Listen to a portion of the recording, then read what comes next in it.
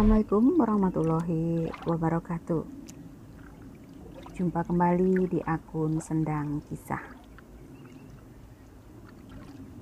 Dan kali ini saya akan membawakan cerita dengan judul Sakit, karya Wolensky. Terima kasih untuk Mas Wolensky yang memberikan izin saya untuk berbagi kisahnya. Dan untuk teman-teman dimanapun berada, walaupun judul kisah cerita kali ini adalah sakit, saya berdoa, semoga dimanapun teman-teman berada, semoga selalu diberi kesehatan dan perlindungan oleh Allah SWT. Amin ya robbal alamin. Baiklah, tidak berlama-lama, kita mulai aja kisahnya. Bismillahirrahmanirrahim. Dan inilah kisahnya. Selamat mendengarkan. Gusti setengah mati menahan kantuk di belakang setir mobil. Di sebelahnya, Ratna istrinya duduk sambil memangku Raka, anak mereka yang nampak masih tertidur. "Ini masih jauh, Mas?" tanya Ratna yang nampak kelelahan. "Enggak kok, sebentar lagi sampai," jawab Gusti. Lalu terlihat Raka menggeliat dan langsung menangis. Ratna paham anaknya haus. Dia segera mengambil botol susu dari dalam tas. "Memangnya asik kamu berhenti keluar lagi?" tanya Gusti sambil melirik. "Iya Mas, aku juga gak ngerti kenapa," jawab Ratna sambil memegangi botol berisi susu formula yang kini sedang diminum anaknya. "Ya sudah, yang penting kamu harus rajin makan sayur-sayuran, biar ASImu lancar," balas Gusti. Ratna mengangguk pelan sambil terus memegang botol susu yang kini isinya tinggal setengah. Gusti adalah seorang dokter muda yang baru saja ditugaskan di sebuah puskesmas desa yang ada di sebuah kota kecil di Jawa Barat. Dia memboyong Ratna istrinya dan Raka anaknya yang baru berusia 10 bulan untuk tinggal di rumah dinas yang disediakan untuk mereka di sana. Akhirnya menjelang maghrib mereka tiba di tempat tujuan. Nampak seorang lelaki separuh baya menyambut mereka di halaman luas sebuah rumah besar. "Selamat datang Pak Dokter," ucap lelaki itu ramah sambil membungkuk hormat. "Terima kasih Mang Jajat. Perkenalkan, ini Ratna istri saya dan ini Raka anak kami," balas Gusti. "Selamat datang Bu Ratna. Mari saya bantu bawakan tasnya Bu," sambil sambut Mang Jajat ramah. "Terima kasih Mang," Ratna membalas sambil tersenyum. Lalu mereka melangkah menuju rumah. Tapi baru sampai teras, Raka yang sejak tadi diam dalam gendongan mendadak menangis. Ratna kebingungan karena stok susu dalam botol telah habis. "Maaf Mang Jajat, punya air panas? Saya mau bikin susu untuk Raka," tanya Ratna sopan. "Oh, ada Bu, nanti saya ambilkan di rumah saya," balas Mang Jajat. Tapi ketika mereka ingin lanjut melangkah masuk ke dalam rumah, tangis Raka malah makin keras. Akhirnya Ratna berhenti di teras, berdiri sambil terus menimang-nimang Raka, berusaha menenangkan anak itu. Melihat hal tersebut, Mang Jajat langsung pamit untuk mengambil air panas di rumahnya yang memang letaknya tak terlalu jauh. Gusti lanjut masuk ke dalam rumah, membawa tas bawaan mereka. Tak lama kemudian dia keluar menghampiri istrinya yang masih berdiri di teras. "Rat, lebih baik masuk saja, sebentar lagi maghrib. Tak baik kalau ada di luar," pinta Gusti. "Iya Mas, tapi ini Raka nangis terus, gak mau berhenti," sahut Ratna. "Gak apa, bawa masuk saja," Mungkin nanti di dalam dia bisa lebih tenang, balas Gusti. Ratna pun menurut, kemudian masuk sambil mengucap, Bismillah, Assalamualaikum. Dia langsung duduk di kursi ruang tamu, tapi Raka tak juga kunjung tenang. Ratna memandangi sekeliling ruangan sambil terus menimang-nimang anaknya. Rumah yang nampak sangat tua, namun terlihat kokoh dari bentuk bangunan dan beberapa pilar besar khas arsitektur Belanda. Langit-langit rumah terlihat tinggi, pintu dan jendelanya pun model lama, berukuran besar dengan kusen kayu dan pintu yang dicap abu-abu, makin menambah kesan klasiknya. Tak lama datang Mang Jajat beserta istrinya, Cek Eti, sambil membawa termos. Bu Ratna, ini air panasnya. Oh iya, perkenalkan ini istri saya, Cek Eti, ucap Mang Jajat sambil menaruh termos di atas meja. Ya ampun Bu, itu anaknya kenapa? Kok nangis sampai begitu? Tanya Cek Eti. Gak tahu Cek, sejak sampai sini dia langsung rewel, sepertinya haus, balas Ratna. Boleh saya gendong? Siapa tahu sama saya mau diem, pinta Cek Eti sopan menawarkan. Boleh Cek, kebetulan saya mau buatkan susu untuk dia, saut Ratna sambil melepaskan kain gendongan. Cek Eti lalu menggendong Raka sambil menggoyang-goyangkan badannya supaya Raka ikut terayun. Ratna langsung membuat susu sambil memperhatikan Cek Eti. Sepintas dia melihat mulut Cek Eti kumat-kamit tanpa suara sambil memandang ke sekeliling ruangan. Terdengar tangisan Raka perlahan-lahan mulai reda, sampai akhirnya anak itu benar-benar diam. Langsung anteng. Cocok dia sama Cek Eti. Biasanya dia kalau sama orang lain gak mau diam, ujar Ratna sambil mengocok-ngocok susu dalam botol. Iya Bu, alhamdulillah. Kebetulan saya memang suka sama anak kecil. Soalnya saya gak punya anak, balas Cek Eti. Lalu datang Gusti dari arah belakang rumah. Mang Jajat, itu di halaman belakang yang ditutupi plat besi, bekas apaan ya? Tanya Gusti. Mang Jajat nampak gugup, sikapnya terlihat aneh, tapi kemudian dia membalas. Oh, itu bekas sumur Pak, sudah lama nggak dipakai karena kering. Jadi bekas lubangnya sengaja ditutup. Loh, kenapa nggak diuruk saja? Tanya Gusti lagi. Saya nggak tahu Pak, dari dulu sudah seperti itu. Saya cuma ditugaskan untuk merawat rumah. Nggak berani ngutak-atik, jawab Mang Jajat. Tapi Gusti melihat sekilas wajah Mang Jajat seperti gelisah. Namun perhatiannya langsung teralihkan pada anaknya yang ada dalam gendongan Cek Eti. Duh, itu Raka bisa diem sama Cek Eti? Tadi soalnya rewel banget, tanyanya heran. Iya Pak Dokter, kayaknya dia seneng sama saya, balas Cek Eti setengah bercanda. Iya Mas, boleh nggak kalau Cek Eti bantu-bantu di sini?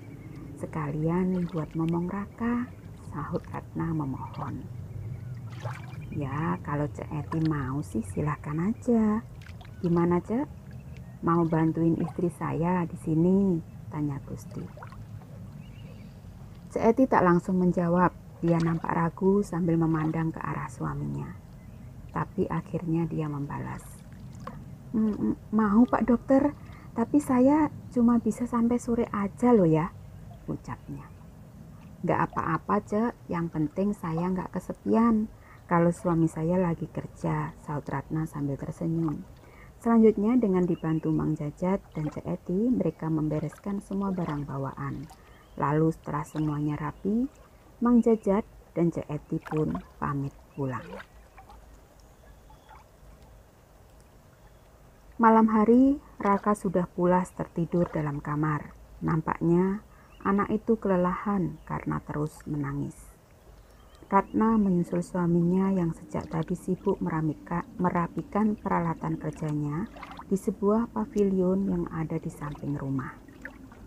Sebuah bangunan yang disulap menjadi ruang praktek, memiliki pintu penghubung dengan rumah utama, dan juga memiliki pintu tersendiri yang menghadap ke halaman depan. "Mas, sudah beres semuanya?" tanya Ratna di depan pintu pavilion. "Sedikit lagi kok," balas Gusti sambil menaruh barang-barang di sebuah rak besi.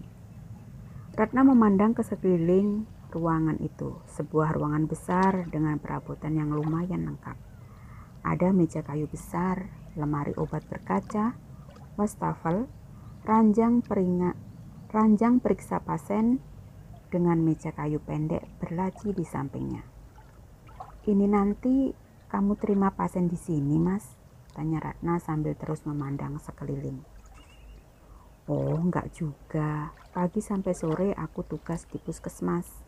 Ruangan praktek ini untuk jaga-jaga kalau ada pasien yang butuh bantuan saat malam hari. Soalnya puskesmas kan sudah tutup," balas Gusti.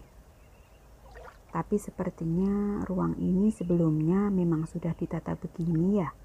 tanya Ratna lagi. "Iya, semua perlengkapan ini memang sudah ada di sini sebelumnya.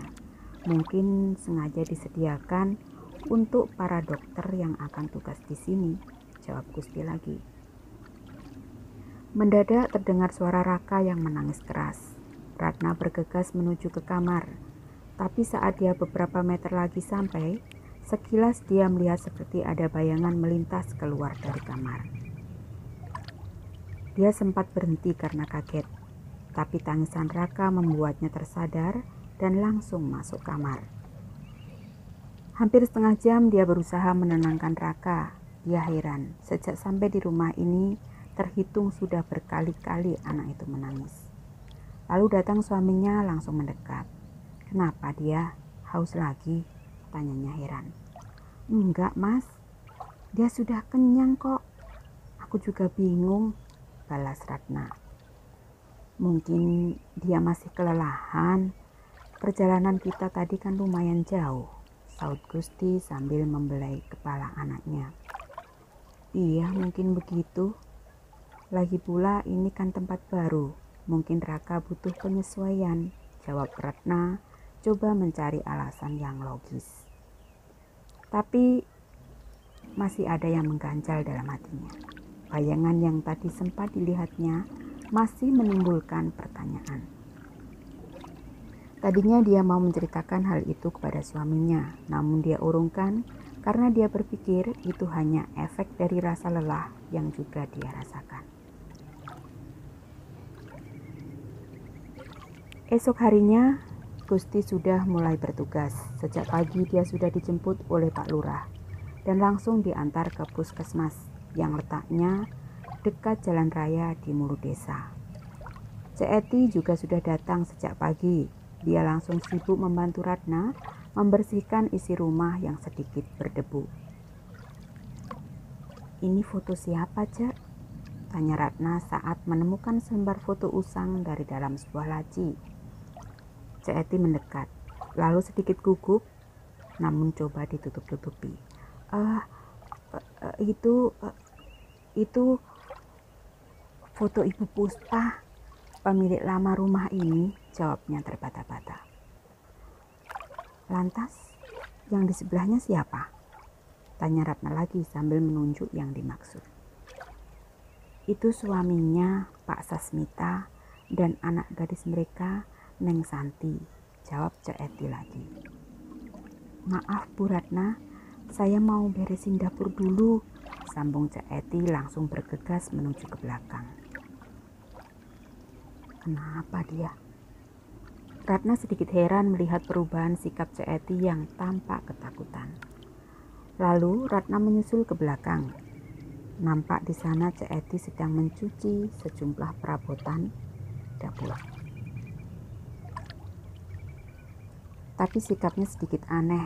Dia seperti sengaja terlihat sibuk, seolah ingin menghindari obrolan. Akhirnya Ratna melangkah menuju halaman belakang, sebuah tempat yang lumayan luas, namun sedikit kurang terawat. Nampak dari rumput liar dan guguran daun kering yang berserakan memenuhi area. Di beberapa sudut terlihat sejumlah barang-barang bekas tergeletak begitu saja, makin menambah kesan berantakan. "Ini sudah lama tidak dibersihkan ya, Cak?" tanya Ratna tanpa menengok. "Oh iya Bu, maaf belum sempat, soalnya hujan terus. Jadi suami saya belum sempat membersihkannya," saut Cak Eti beralasan. Ratna cuma mengangguk, tapi matanya langsung tertuju pada lubang bekas sumur yang tertutup lempengan besi tebal yang berkarat.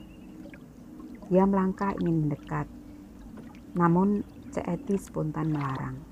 "Jangan Bu, jangan ke sana," teriaknya dengan wajah panik.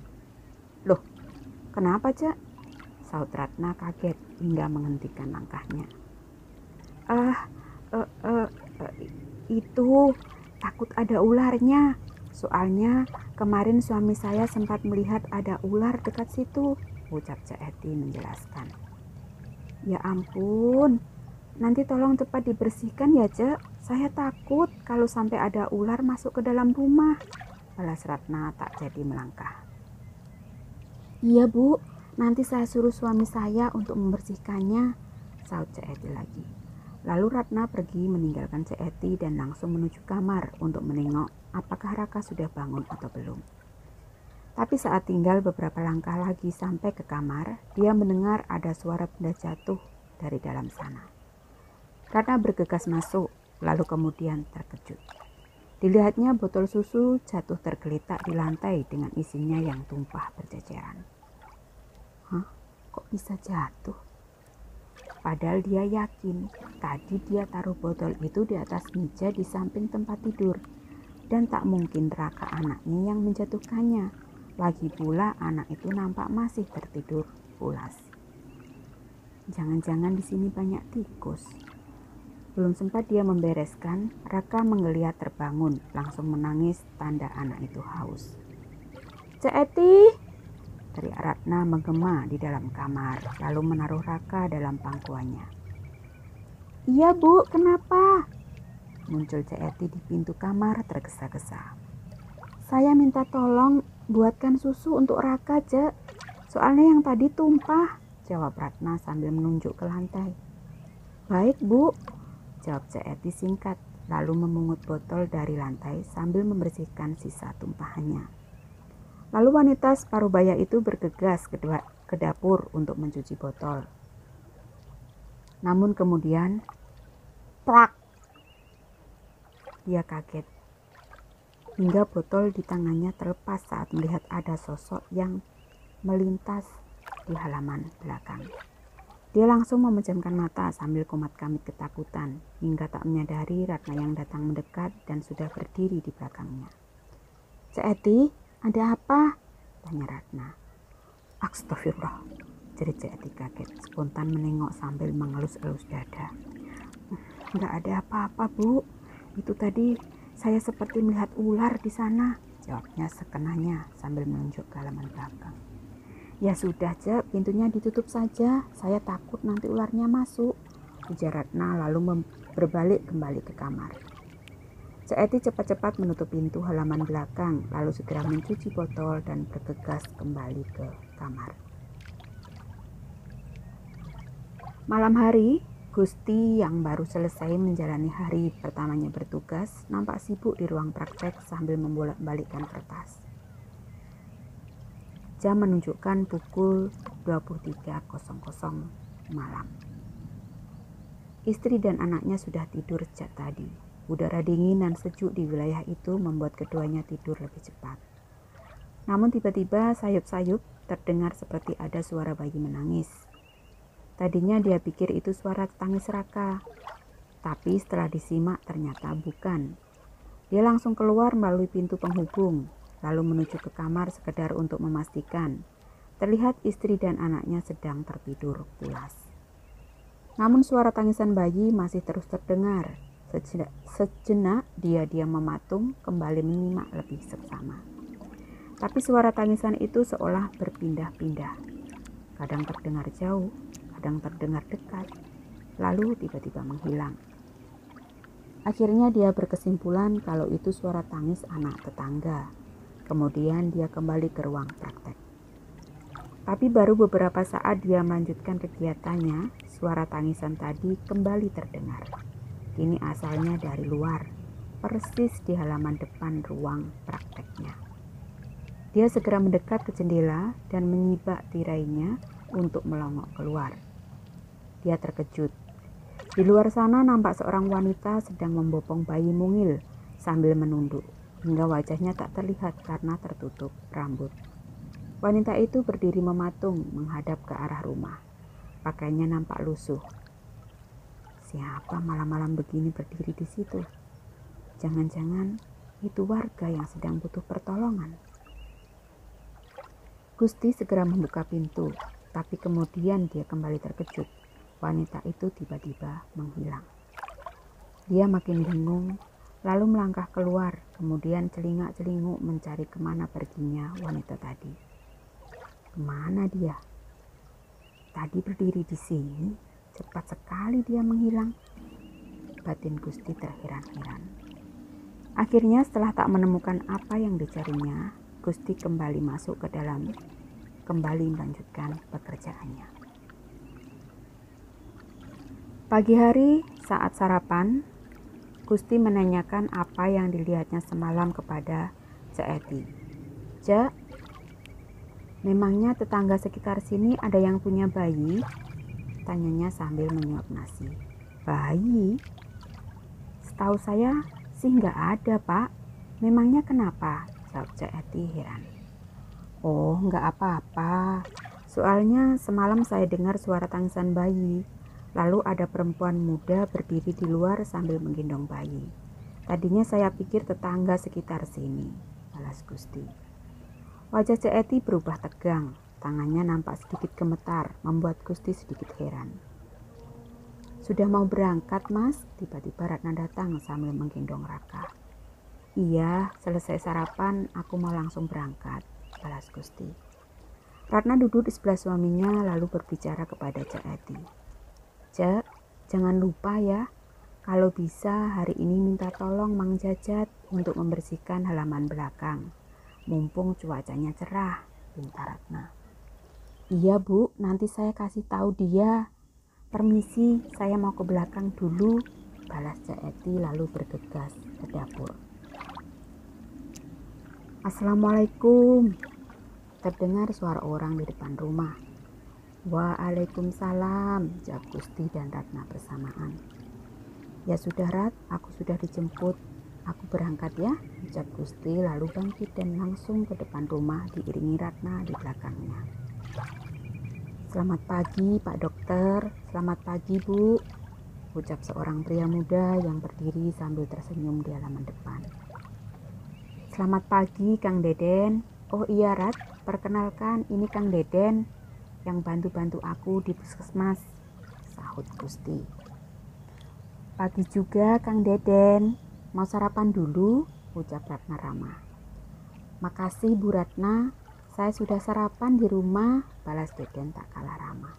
Lalu Gusti dan Kang Deden berangkat sambil berjalan kaki menuju ke puskesmas. Dalam perjalanan tiba-tiba Kang Deden menanyakan sesuatu hal yang aneh. Maaf Pak Dokter, Bapak tinggal di situ hanya untuk sementara atau bagaimana, Pak? Ya, selama saya bertugas di sini, saya tinggal di rumah itu. Memangnya kenapa? Balas Gusti sambil terus melangkah. Maaf Pak Dokter, bukan saya mau menakut-nakuti. Tapi semua warga di sini bilang kalau rumah itu banyak hantunya, ucap Kang Deden. Kang Deden, hantu? Masa hari gini masih percaya yang begituan sih Kang? Jawab Gusti sambil geleng-geleng. Betul Pak, orang-orang sering dengar jeritan wanita dan suara tangisan bayi dari rumah itu, balas Kang Deden serius. Gusti sedikit terkejut, dadanya berdebar-debar mendengar ucapan Deden barusan. Tangisan bayi? Tapi dia memilih tak mengomentari ucapan Kang Deden tadi dan terus melangkah tanpa banyak bicara lagi. Hari itu Gusti pulang larut malam karena harus mengikuti pertemuan penting di rumah sakit besar di kota. Dia pulang dengan membawa sebuah dus besar berisi sejumlah peralatan bantuan untuk puskesmas. Suasana rumah nampak sunyi, dia langsung masuk ruang prakteknya untuk menaruh barang bawaan. Tapi ternyata di sana ada istrinya sedang duduk sambil memangku raka di atas ranjang periksa pasien. "Kok di sini, Rat? Tumben?" tanyanya sambil meletakkan dus besar di atas meja. Ratna tak menjawab. Gusti melirik sambil mencantelkan jas putihnya di gantungan baju. Istrinya cuma diam, wajahnya nampak murung. "Kamu kenapa? Sakit?" tanyanya tanpa menengok sambil mencuci muka di wastafel. Saat sedang mencuci muka, mendadak terdengar suara panggilan dari dalam rumah. "Mas, kamu sudah pulang ya?" saut Sayup terdengar suara Ratna memanggil dari sana. Dek. Gusti terkejut. Dia langsung menengok ke arah ranjang periksa. Hilang. Istrinya tak ada lagi di situ. Dia celingak-celinguk mencari kebingungan. Lalu muncul istrinya di depan pintu penghubung rumah. "Mas, kamu sudah pulang? Sudah makan belum?" tanya Ratna yang kini berdiri di depan pintu. Gusti tak menjawab. Dia nampak kebingungan. Lalu Ratna kembali bertanya, "Mas, kamu kenapa sih? Kok seperti kebingungan gitu?" tanyanya heran. "Oh, enggak apa-apa. Aku sudah makan kok tadi," jawab Gusti gugup. "Ya sudah, aku tinggal ya, soalnya aku mau buat susu untuk Raka," balas Ratna lalu melangkah pergi. Gusti mengangguk pelan, lalu segera membereskan barang bawaannya dan bergegas meninggalkan ruangan itu. Jam dinding menunjukkan pukul 1.30, setengah 2 dini hari. Terlihat Ratna dan Raka telah pulas tertidur, namun Gusti tak kunjung bisa memejamkan mata. Mendadak sayup-sayup dia mendengar suara wanita merintih. "Sakit, sakit." Dia tersentak hingga bangun. Lalu dia duduk di ranjang coba lebih fokus mendengar. Suara itu kembali terdengar dari luar kamar. Akhirnya dia bangkit dan segera keluar untuk mencari tahu. "Sakit, sakit." Suara itu sayup terdengar dari dalam ruang prakteknya. Awalnya dia ragu, tapi kemudian memutuskan untuk memeriksa ke sana. Perlahan dia mendekati pintu penghubung, lalu kemudian dengan hati-hati dia membuka pintu. Kosong. Tak ada siapa-siapa di sana. Membuatnya jadi terheran-heran. Dirinya ragu, logikanya mengatakan kalau itu cuma khayalan. Tapi hati kecilnya yakin kalau dia tak salah dengar. Lalu dia masuk mendekat ke ranjang pasien. Nampak normal-normal saja. Akhirnya dia berkesimpulan kalau itu cuma halusinasi saja, efek dari rasa lelah yang mendera dirinya. Lalu dia segera kembali ke kamar. Keesokan harinya, pagi-pagi di meja makan, Ratna berpesan kepada Gusti sebelum berangkat. "Mas, nanti kalau sempat coba tolong periksa Mang Jajat ya, nampaknya dia sakit," ucap istrinya membuyarkan lamunannya. "Sakit? Sakit apa?" balas Gusti heran. "Aku nggak tahu, kemarin saat dia membersihkan halaman belakang, tiba-tiba saja dia menggigil. Badannya demam, lalu muntah-muntah, sepertinya masuk angin," jawab Ratna. "Kenapa nggak langsung dibawa ke puskesmas saja?" tanya Gusti lagi. "Sudah, tapi Mang Jajat nggak mau. Dia mau pulang saja, padahal wajahnya pucat sekali," balas Ratna lagi. "Oh gitu, ya sudah, nanti aku mampir ke rumah dia," saut Gusti. Akhirnya pagi itu sebelum ke puskesmas, Gusti mampir ke rumah Mang Jajat. Nampak pria itu terbaring ditemani oleh Cek Eti yang duduk di samping ranjang. Setelah selesai diperiksa, Mang Jajat berucap dengan nada lemah. "Pak dokter, maaf ya, saya nggak mau lagi kalau disuruh membersihkan halaman belakang. Maaf banget Pak Dokter, ucapnya lirih. Loh, memang kenapa Mang? Tanya Gusti heran. Saya nggak sanggup Pak, pokoknya saya nggak mau lagi. Maafkan saya, minta Mang Jajat. Ya sudah Mang, nggak apa-apa, biar nanti saya sendiri yang akan membersihkannya. Mang Jajat istirahat saja ya, balas Gusti sambil tersenyum. Di puskesmas nampak Gusti duduk melamun. Kebetulan hari itu sepi pasien. Kang Deden yang sejak tadi memperhatikan langsung mendekat dan bertanya. Maaf Pak Dokter, kok saya lihat dari tadi Pak Dokter melamun? Ada masalah apa Pak? Mungkin saya bisa bantu? Tanya Kang Deden. Gusti tak langsung menjawab. Awalnya dia ragu, tapi akhirnya kemudian dia menceritakan semua kejadian yang dia alami sejak tinggal di rumah itu. Kang Deden nampak kaget, tapi langsung berusaha menguasai diri. Ya ampun Pak, saya yakin itu hantu yang selama ini menghuni rumah itu. Saran saya, lebih baik Bapak hati-hati, ucap Kang Deden coba mengingatkan. Gusti cuma diam, tapi kemudian dia terusik ingin bertanya lebih jauh. Memang sebelumnya rumah itu milik siapa Kang? Tanyanya mulai penyelidikan.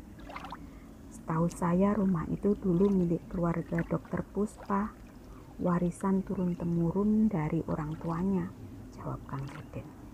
Dokter Puspa? Tanya Gusti kaget.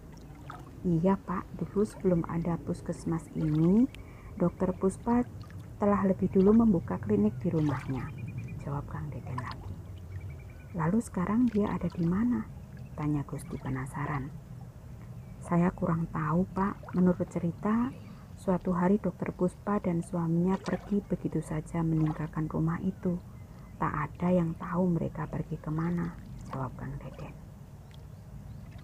Oh gitu, kok aneh ya, rumah sebesar itu ditinggal begitu saja, tanya Gusti kembali. Iya Pak, saya juga kurang tahu persis. Soalnya kejadian itu sudah lama sekali dan waktu itu saya belum tinggal di sini, jelas Kang Deden. Tapi Pak, menurut saya mungkin saja Dokter Puspa dan suaminya pergi karena tak tahan diganggu hantu itu Pak, sambung Kang Deden dengan wajah serius. Gusti cuma termenung mendengar penjelasan dari Kang Deden barusan. Cerita hantu dirasakannya kurang masuk akal, tapi kejadian yang beberapa kali dialaminya membuat hatinya bimbang. Akhirnya dia memutuskan untuk pulang lebih cepat, karena kebetulan hari itu tak ada pasien yang datang. Setelah pamit dan berpesan kepada Kang Deden untuk segera menghubunginya bila ada yang butuh bantuan, dia pun langsung pulang. Sesampainya di rumah, dia langsung disambut istrinya. Kok tumben Mas? Tanya istrinya heran. Iya, hari ini kebetulan gak ada pasien, jadi lebih baik aku pulang saja. Lagi pula ada Kang Deden yang jaga di sana, jawab Gusti, lalu masuk ke dalam rumah. Kalau gitu nanti tolong jaga Raka ya, soalnya habis maghrib aku mau menjenguk Mang Jajat, sekalian mau bawa makanan, pinta Ratna. Ya sudah, mumpung aku ada di rumah, tadi aku sudah mampir ke rumah Mang Jajat. Mudah-mudahan dia cepat pulih, jawab Gusti. Selepas maghrib, Ratna dengan membawa rantang makanan pergi membesuk Mang Jajat. Setelah hampir setengah jam dia di sana, akhirnya dia pun pamit pulang. Namun saat dia baru sampai di halaman rumah, terdengar suara Raka menangis di dalam sana. Dia bergegas masuk ke dalam rumah dan langsung melongok ke kamar. Dilihatnya Raka menangis sendirian di dalam kamar, tanpa ada Gusti di sampingnya. Ya Allah, Mas Gusti kemana sih? Kok Raka ditinggal sendirian begini? Ucapnya bersungut kesal. Lalu dia segera memangku Raka dan memberikan susu yang sudah tersedia di dalam botol. Anak itu nampak dengan lahap meminum susu. Dia sepertinya sangat kehausan. Ratna tersenyum sambil menatap anaknya yang ada dalam pangkuannya. Tapi tiba-tiba, "Loh, kamu sudah pulang? Kok nggak kedengeran masuknya?" Tanya Gusti yang muncul di depan pintu kamar sambil menggendong Raka. Ratna terkejut. Sesaat dia melongo melihat suaminya berdiri di sana sambil menggendong Raka. Lalu spontan dia mengalihkan pandangan ke pangkuannya. Kosong. Dia seperti memangku angin dengan susu dalam botol yang menetes membasahi tangannya. Dia menjerit hingga botol susu terlepas dari genggamannya dan langsung bangkit mendekat ketakutan ke arah suaminya. "Rat, kamu kenapa?" tanya Gusti ikut panik. Itu tadi, aku tadi. Ratna tak mampu melanjutkan ucapannya. Dia amat ketakutan sambil merapatkan diri memeluk suaminya. Sudah, kamu tenang dulu, sahut Gusti sambil membimbing istrinya duduk di ruang tamu. "Kamu kenapa?" tanya Gusti lagi setelah melihat istrinya mulai agak tenang. "Tadi saat aku pulang, aku lihat Raka menangis sendirian di kamar, Mas. Lalu aku beri dia susu," jawab Ratna masih dengan wajah tegang. "Raka? Gak mungkin lah. Sejak tadi dia tak pernah lepas dari gendonganku. Kamu yakin gak salah lihat?" tanya Gusti lagi. "Gak tahu, Mas. Aku juga bingung," jawab Ratna sambil menggeleng pelan. "Ya sudah, gak ada apa-apa kok. Aku yakin kamu cuma salah lihat," balas Gusti sambil menenangkan istrinya. Kemudian dia menuntun istrinya masuk, lalu menyerahkan Raka ke pangkuan istrinya. Tapi dalam hatinya, dia mulai merasa khawatir. Rentetan peristiwa aneh yang dialaminya dan juga istrinya mulai membuatnya tak nyaman. Tepat pukul 11 malam, Gusti dan keluarganya telah tidur sejak tadi. Saat itu turun hujan disertai angin dan kilatan petir. Tapi kemudian Ratna terbangun ketika mendengar suara Raka yang menangis akibat gelegar sebuah sambaran petir. Langsung ditimang-timangnya anak itu untuk ditenangkan, namun suara tangisnya malah makin menjadi-jadi. Anak itu pun menolak ketika Ratna menyodorkan botol susu ke arah bibirnya. "Kenapa dia?" tanya Gusti yang kemudian ikut terbangun. "Kaget, Mas. Tadi ada suara petir lumayan keras," jawab Ratna sambil terus menimang-nimang anaknya. Karena tak kunjung diam, lalu Ratna berinisiatif menggendong Raka keluar kamar. Di ruang tamu, Ratna terus mencoba menenangkan anaknya sambil bergerak mengayun pelan.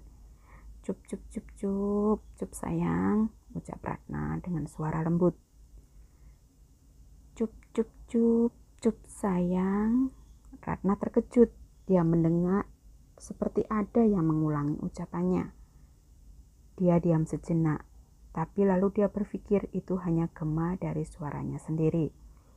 Lalu suara tangisan Raka seolah menyadarkannya. Kemudian dia kembali fokus kepada anaknya.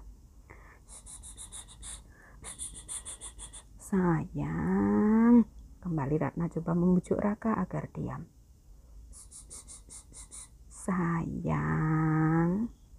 Ratna kaget ketika suaranya kembali terulang. Dia langsung merinding. Dia celingukan seolah mencari sesuatu, tapi tak tahu apa yang dicarinya.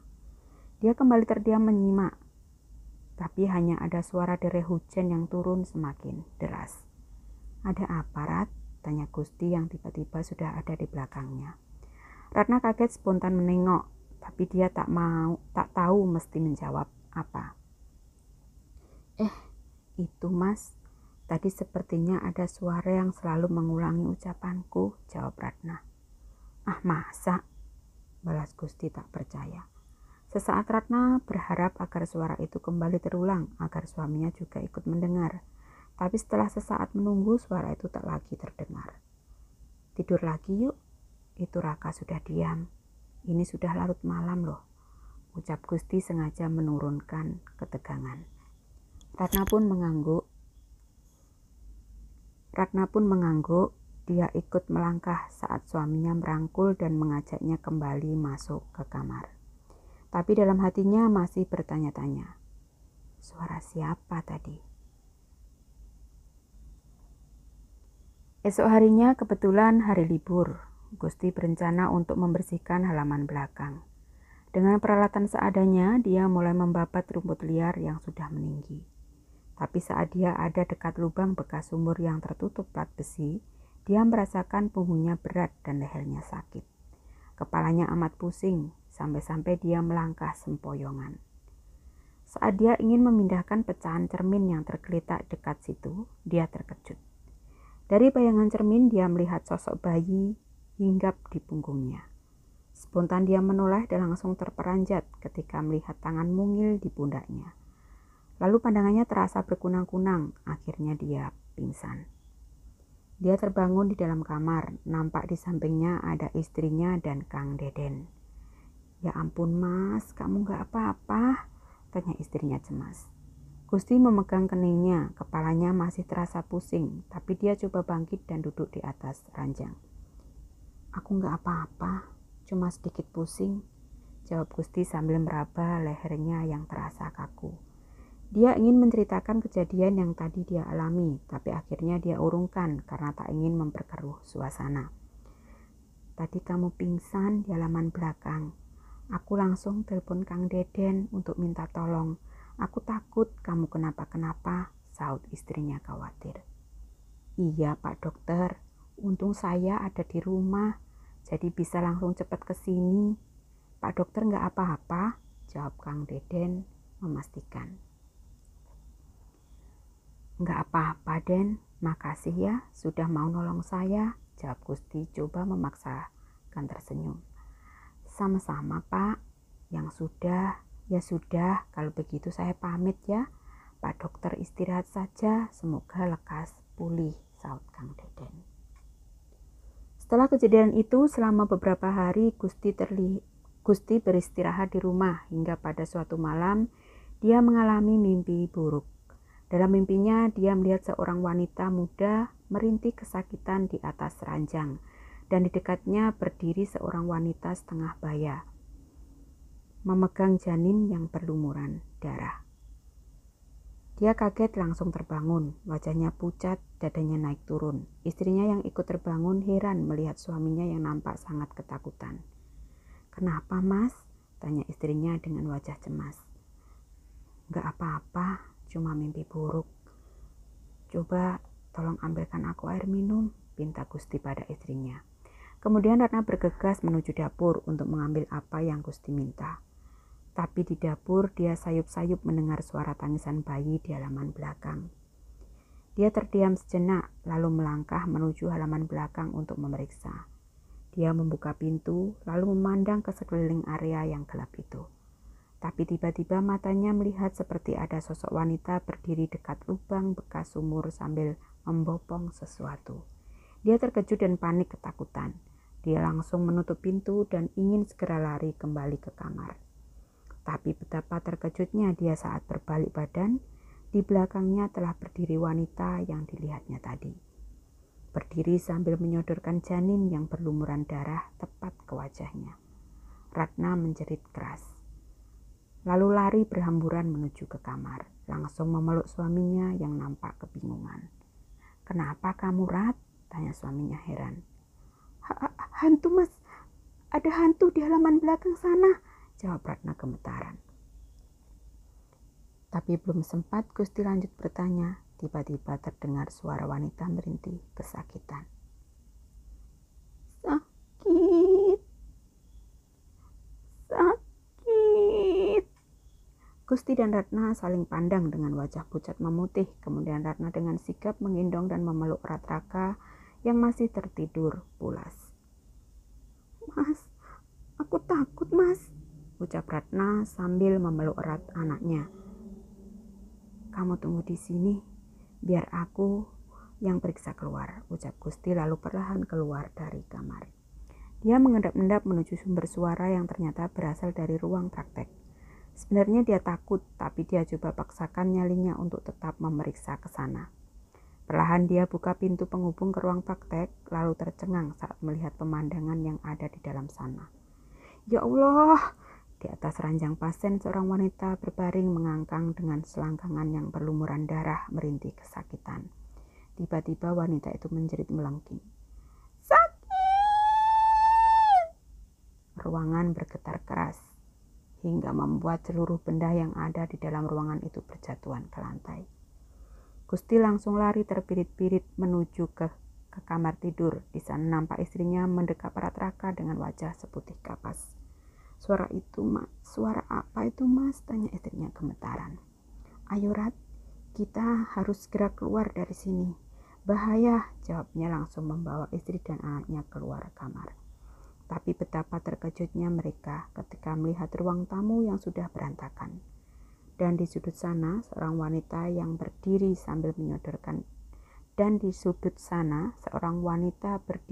sambil menyodorkan janin yang berlumuran darah ke arah mereka. Keduanya sesaat diam, bagai terhipnotis melihat pemandangan mengerikan yang ada di hadapan mereka. Tapi kemudian Gusti seperti tersadar dan langsung bertindak cepat. "Ayo cepat, Rat!" teriak Gusti sambil menarik tangan istrinya, lalu setengah berlari keluar dari rumah itu. Sesampainya di luar, mereka kebingungan, tak tahu harus kemana. Tapi mendadak Gusti seolah mendapat ilham. "Ke rumah Mang Jajat!" teriaknya langsung melangkah cepat diikuti istrinya menuju rumah Mang Jajat. Mang Jajat! Cek Eti!" teriak Gusti sambil mengetuk pintu dengan keras dan cepat. Pintu dibuka dari dalam, nampak Cek Eti muncul di depan pintu. "Ya Allah, Pak, Bu, ada apa?" tanya heran. "Cek Eti, tolong Cek, di rumah ada hantu," jawab Ratna dengan wajah ketakutan. "Astaga, ya sudah, ayo masuk," balas Cek Eti ikut panik. Gusti dan Ratna langsung dipersilakan duduk. Ratna masih terus memeluk erat Raka yang sejak tadi ada dalam dekapannya. Mang Jajat muncul dari dalam kamar terheran-heran.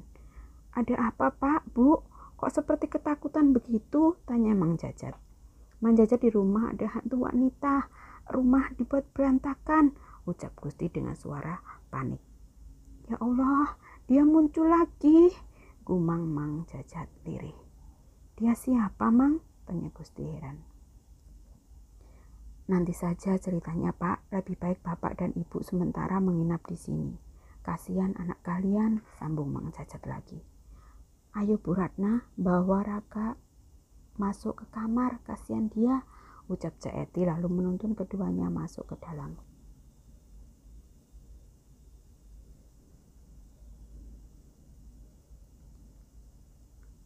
"Ayo Bu Ratna, bawa Raka masuk ke kamar, kasihan dia," ucap Cek Eti lalu menuntun keduanya masuk ke dalam kamar. "Sebenarnya apa yang terjadi di rumah itu, Mang?" Gusti terus memaksa. Mang Jajat menarik napas panjang. Dia sejenak terdiam, seakan ada beban berat yang menghimpitnya.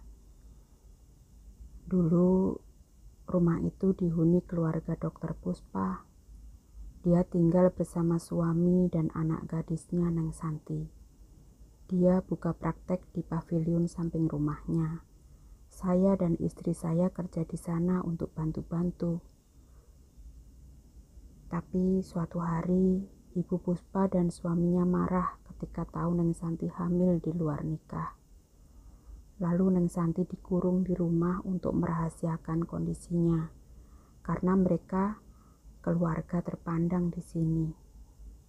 Akhirnya Bu Puspa bertindak nekat melakukan aborsi. Saya dan istri saya diminta untuk membantu. Ibu Puspa berhasil mengeluarkan janin dari kandungan Neng Santi. Namun sayang, Neng Santi mengalami pendarahan hebat. Tapi setelah itu, saya dan istri saya disuruh pulang dan diminta untuk tutup mulut. Selanjutnya kami tak tahu lagi apa yang terjadi.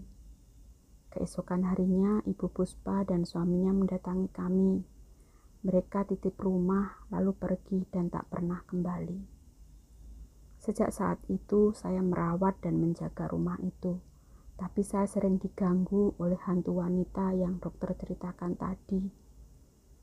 Ketika Pak Lurah meminta rumah itu untuk dijadikan rumah dinas, sebetulnya saya keberatan. Tapi Pak Lurah memaksa karena menurutnya rumah itu ideal untuk dijadikan rumah dinas dokter. Akhirnya ya saya setuju. Lalu bagaimana dengan Santi? Apa dia selamat? Tanya Gusti penasaran. Saya tak tahu, Pak. Saya tak tahu, jawab Mang Jajat pelan sambil geleng-geleng. Neng Santi meninggal. Mendadak Cek Eti keluar, muncul dari dalam kamar. Meninggal? Eti, jangan ngawur kamu, saat Mang Jajat tak paham. Iya Kang, Neng Santi meninggal, ucap Cek Eti sambil menunduk sedih. Kamu tahu dari mana? Jangan sembarangan bicara kamu, hardik Mang Jajat. Saya nggak bohong Kang, malam itu diam-diam saya kembali ke rumah itu. Saya khawatir dengan keselamatan Neng Santi, tapi saya nggak berani masuk, jadi saya cuma mengintip, jelas Cek Eti. Saya lihat Neng Santi meninggal karena kehabisan darah. Bu Puspa dan suaminya panik, lalu mereka mengubur jasad Neng Santi dan janinnya di lubang bekas sumur di halaman belakang, sambung Cek Eti lagi. Selama ini saya simpan rahasia ini dalam-dalam karena saya sangat menghormati Bu Puspa yang selalu baik sama saya. Tapi batin saya tersiksa. Saya dihantui rasa bersalah, ujar Cek Eti sedih. Ya Allah Eti. Mang Jajat mendekat dan memeluk istrinya yang mulai menangis. Astaga, tragis sekali. Gusti seolah tak percaya dengan kisah yang baru saja didengarnya. Keesokan harinya mereka melaporkan kejadian itu kepada Pak Lurah. Penduduk pun geger. Lalu semua sepakat untuk mengevakuasi jasad Santi dari dalam lubang sumur. Tapi saat proses evakuasi dilakukan, beberapa orang yang coba membuka tutup besi mendadak sakit. Bahkan ada yang sampai pingsan. Akhirnya setelah meminta bantuan jasa seorang paranormal, proses evakuasi kemudian dapat dilanjutkan. Semua yang hadir bergidik ngeri ketika satu persatu tulang belulang jasad Santi diangkat dari dalam lubang. Cek Eti yang ikut hadir menyaksikan sampai pingsan karena tak kuat menahan beban mental. Wanita itu amat terpukul. Lalu tulang belulang itu diurus dan kemudian dikuburkan secara layak. Lubang bekas sumur pun akhirnya diuruk kembali demi menjaga hal-hal yang tidak diinginkan. Dan atas saran sang paranormal, diadakan pengajian selama 7 malam untuk menetralisir pengaruh jahat yang ada di rumah itu. Gusti dan keluarganya lalu pindah ke rumah dinas yang baru. Kebetulan letaknya tak jauh dari puskesmas. Rumah Dokter Puspa kembali kosong, namun karena rasa tanggung jawab, Mang Jajat masih tetap merawatnya. Tapi kini hatinya jauh lebih tenang karena arwah Santi tak pernah muncul kembali. Dan akhirnya cerita. Nah, bagaimana teman-teman? Seru sekali ya cerita kali ini. Dan untuk bagi teman-teman yang mau membacanya secara langsung, nanti klik aja ya, saya sertakan untuk link dari author di kolom deskripsinya nanti, jadi tinggal klik aja. Terima kasih yang udah bergabung bersama Sendang Kisah. Jangan lupa tekan loncengnya ya, biar nanti kalau Sendang Kisah upload cerita lagi, teman-teman tidak ketinggalan dan bisa selalu mengikuti. Terima kasih, mohon maaf dalam kekurangan saya menyampaikan, membawakan cerita dari author. Minta maaf ya atas kurang lebihnya. Dan semoga kita bisa mengambil hikmah dari cerita tadi. Kita ambil baiknya dan kita buang untuk yang buruknya ya, untuk kehidupan kita sehari-hari. Terima kasih, saya undur diri. Sampai jumpa di kisah-kisah selanjutnya. Wassalamualaikum warahmatullahi wabarakatuh. Salam Sendang Kisah. Matur nuwun, matur nuwun.